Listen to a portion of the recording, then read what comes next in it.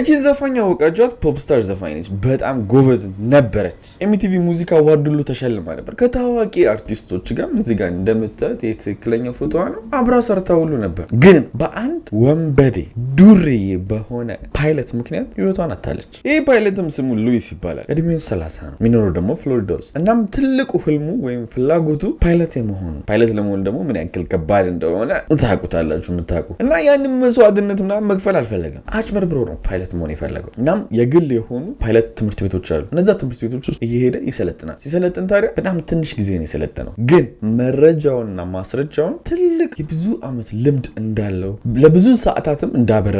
ብዙ ጊዜ ፓይለቶች የሚለኩት ባበረሩበት ሰዓት ነው። ይህን ያክል ሀወር የማብረር ልምድ አለው ነው የሚባለው ብዙ ጊዜ። እና ብዙ ሰዓታት የማብረር ልምድ እንዳለው በውሸት ማስረጃ ራሱን ይሞላል። ተሳክቶለትም ደግሞ ይሄ ማስረጃ ትክክለኛ የፓይለት ፍቃድ እንዲያገኝ ያደርጋል። ፍቃድ ካላችሁ ደግሞ ምንድነው እየሄዳችሁ ስራ መጠየቅ ነው። እናም ለመቀጠር በየቦታው የሄደ የብዙ ሰዓታት የበረራ ልምድ አለኝ ቀጣሪው ማለት ጀመረ። እናም ለአንዳንድ የግል አውሮፕላን ካምፓኒዎች መቀጠር ጀመረ። ግን እዛ እየሰራ ከድርጅቱ ሲሰርቅ ተገኝቶ ያውቃል። የአውሮፕላን እቃዎችን ከሜንቴናንስ ክፍል እየሰረቀ ሲሸጥ ተይዟል። በጣም የተመታ ሰው ነው። ጭራሽ ሁሉ 2001 ላይ እንደ ፈረንጆች አቆጣጠር በመኪናው አደንዛዥ ዕፅ የሚሸጥበት ቦታዎች ላይ እየነዳ ፖሊስ ያስቆመዋል። እናም እዚህ አካባቢ ምን ትሰራለህ ሲለው ቀጥታ ለፖሊሶቹ ምን አለ? አደንዛዥ ዕፅ ፈልጌ ነው ያለው ፖሊሶቹ። ፖሊስም መኪናውን ወዲያው መመርመር ጀመረ። እናም እዛ መኪና ውስጥ አደንዛዥ ዕፅ አገኙ። በሱ ቤት ያው ፖሊሶች ግልጽ ሆኜ ከነገርኳቸው እንደምን ያሳልፉኛል በሚል ነበረ።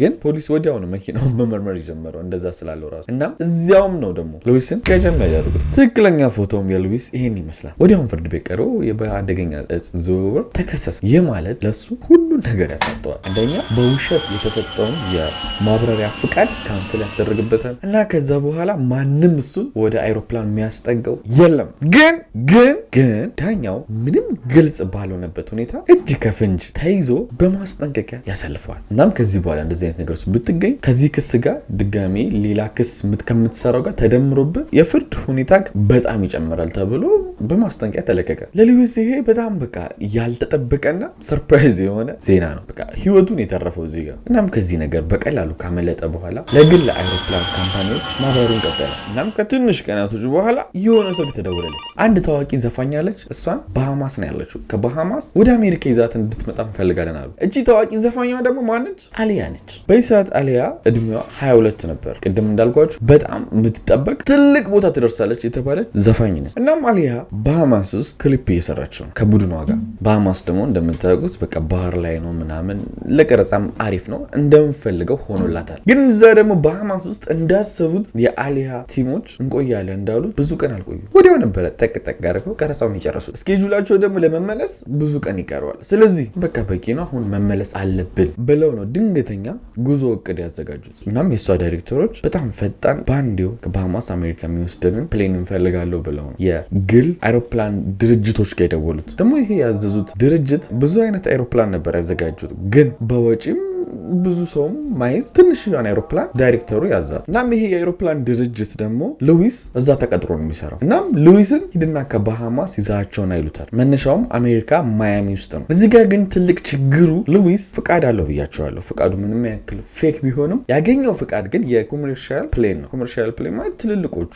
ካርጎና ሰው የሚያመላለሱት ትልልቆቹ ፕሌኖች ማለት ነው። የትንንሽዬ ፕሌን አይደለም። ትንንሽዬ ፕሌን ራሱን የቻለ ፍቃድ ይጠይቃል፣ ልምድም ይጠይቃል። ምክንያቱም ትልልቆቹ ፕሌኖች ጀት ኤንጂናቸው ጎን ለጎን ነው። ትንንሾቹ ደግሞ ኤንጂናቸው ከኋላ ነው። ባላንስ ለማድረግ ራሱ ልምድ ያስፈልጋል። በዛ ላይ ትልልቆቹ ፓወርፉል ናቸው። ስለዚህ አሁን እሱ አበራት የተባለችው ትንሿ ፕሌን ከነጭራሹ የማይፈቀድለት ነው። ህገወጥ ነው እችን ፕሌን ማብረር ለሱ ማለት። ከሱም በላይ ደግሞ አስቡት ሉዊስ ይህንን የኮመርሻሉ ራሱ በህጋዊ መንገድ አይደለም የሚያገኘው። በዛ ላይ ጠጪ ነው። በዛ ላይ ከሱም በላይ ደግሞ አደንዛዥ ይጠቀማል። ሰካራም ነው። በቃ ሙሉ ለሙሉ ለዚህ ስራ ማይሆን ሰው ነው ሉዊስ ማለት። ግን ያው ብር ስለሚያስፈልገው ና ሲባል ላጥላጥ እያለ ሄደ። እናም እችን ትንሽዬ ፕሌን ከማያሚ ተነስቶ ባሃማስ ሄደባት። ሲሄድም ያው ብዙ አላስቸገረችውም። ግን ከተነጋገሩበት ሰዓት 2 ሰዓት አርፍዶ ነው የደረሰው። አሊያና ቲሙ በጣም ተበሳጭተዋል በማርፈዱ። ግን ደግሞ አሊያ አይሮፕላን ምናምን መብረር በጣም ነው የምትፈራው። ጭራሽ ደግሞ ፕሌኗን ስታያት ትንሽዬ ነች፣ ምናምን ኖ በጭራሽ አልሄድም አለች። ኖርማል እኮ ነው። ኧረ እኔ እቆያለሁ ምን ቆየውን ቀን እኔ እዚህ አሳልፍና እናንተ ሄዱ አለች። ግን የአሊያ ቲም በጭራሽ ሊለቋት አልቻሉ። ማያሚ ዛሬ መገኘት አለብሽ አሜሪካ፣ ስራችንን ወዲያው መጨረስ አለብን። እዚህ ጋር የያዝነው እቃዎች አሉ፣ እነሱን በጊዜ ብንመልስ እንትን ብናስተካክልና ብዙ ነገር እናተርፋለን። የአንቺ መገኘት ደግሞ መሰረታዊ ነው፣ መሄድ አለብሽ አላት። ግን ይሄ ብቻ አይደለም ነገሩን አስከፊ ያደረገው የሉዊስ ሰካራምነት ወይም ደግሞ የፕሌኗ ትንሽ መሆንስ ብቻ ሳይሆን ፕሌኗ መሸከም ከሚገባት በላይ እቃቸውን መጫን ጀመሩ፣ የሚቀርጹበትን ማለት ነው። በዚህ ሰክሮ አደንዛዥ ተጠቅሞ የመጣው ሉዊስ ራሱ ይህን ነገር አይቶ ኧረ ይሄ ነገር በዛ፣ ለዚች ፕሌን ብዙ ነው እያለ ነው እሱ እንኳን ማስተዋል ጀምሮ ማለት ነው። ይህን የሰሙ ደግሞ የአሊያ ቲም ለሁለት ይከፈላሉ። እውነት ነው ይህች አይሮፕላን ትንሽ ነች፣ ይህን ሁሉ እቃ ጭና መሄድ የለባት። በዚህ በኩል ያለው ደግሞ ኖ መሄድ አለብን፣ መጨቃጨቅ ጀመሩ። አሊያም ደግሞ አዎ እውነት ፕሌኑ ትንሽ ነው፣ በዚህ ፕሌንማ አልሄድም አለች። መጨቃጨቅም ደግሞ ሲሰለቻት ሄዳ መኪና ውስጥ ቫኗ ውስጥ ትታቸው ቀመጣለች። ትንሽም ራሷን አሟት ነበረ። ከትንሽ ደቂቆች በኋላም ታዲያ ከሷ ቲሞች ውስጥ አንዱ ራስሽን አሞሻላ፣ ይህን ብትችበት እኮ ይሻልሻል ብሎ